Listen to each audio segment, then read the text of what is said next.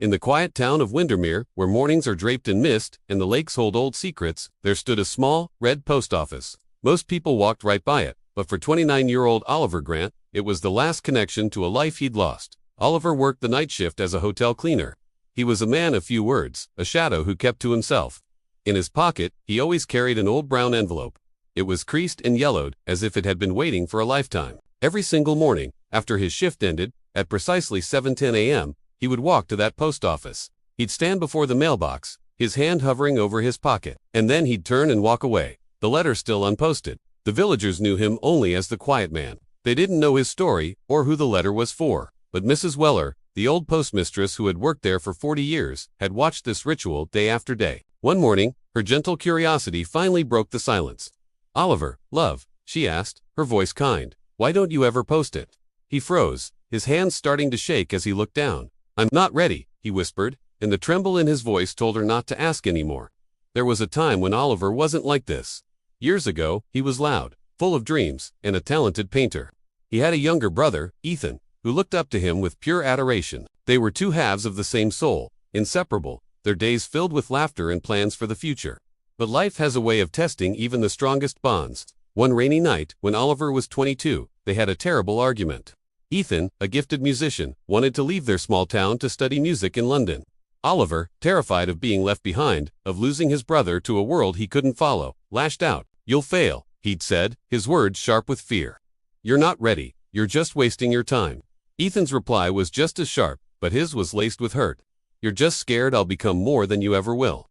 Those were the last words they ever spoke to each other. Ethan left that same night. No calls, no messages, no final goodbye. A month later, the news arrived like a tidal wave, shattering Oliver's world. A car crash on the M1 motorway. A young man, alone in his car. No survivors. Oliver collapsed. The guilt didn't just haunt him, it consumed him. He stopped painting, he stopped talking, he simply stopped living.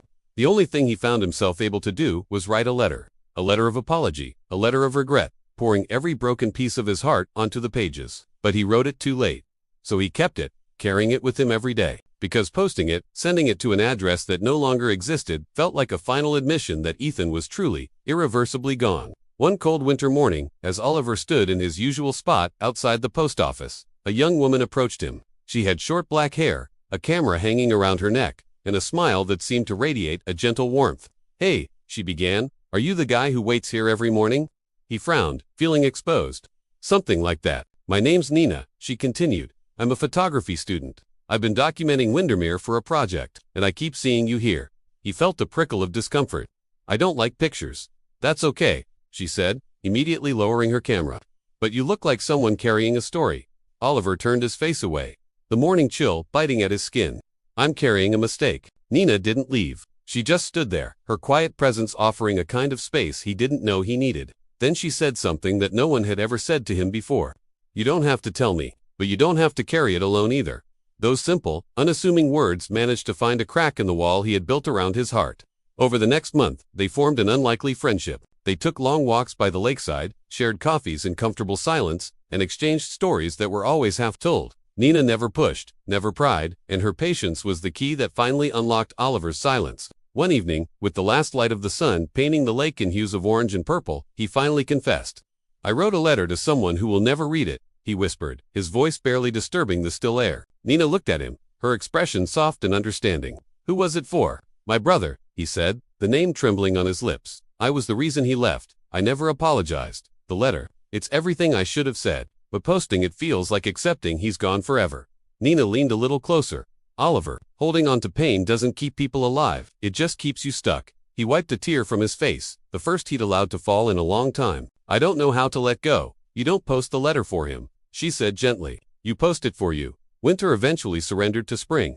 The air grew warmer, and the first signs of new life began to appear around the town. And one morning, when the town clock struck 7:10, Oliver walked to the post office. But this time, he didn't hesitate. He didn't stop.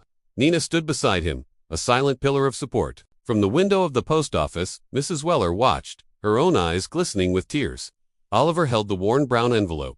His hands were shaking violently.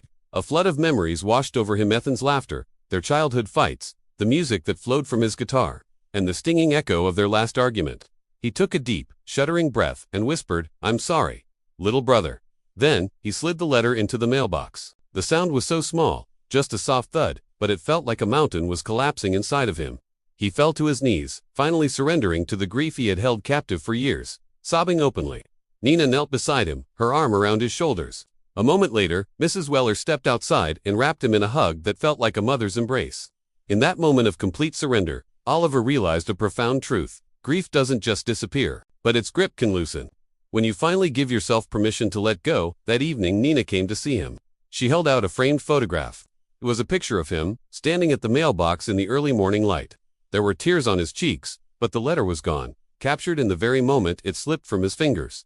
"Why did you take this?" he asked, his voice soft. Nina smiled, "Because one day," she said, "you'll want to remember the moment you chose to live again." Oliver stared at the photograph. He saw not a man broken by guilt, but a man taking his first step toward healing. And for the first time in 7 long years, he felt lighter. He looked up at the evening sky, at the first stars beginning to appear, and he whispered, "Ethan, I hope you're somewhere playing your music." And the gentle wind that brushed against his face felt somehow like an answer. Sometimes, healing begins with one small, impossible step: a letter finally sent, a truth finally spoken, a burden finally released. We can never change the past, but we can always choose not to let our guilt steal the rest of our lives. Thanks for watching.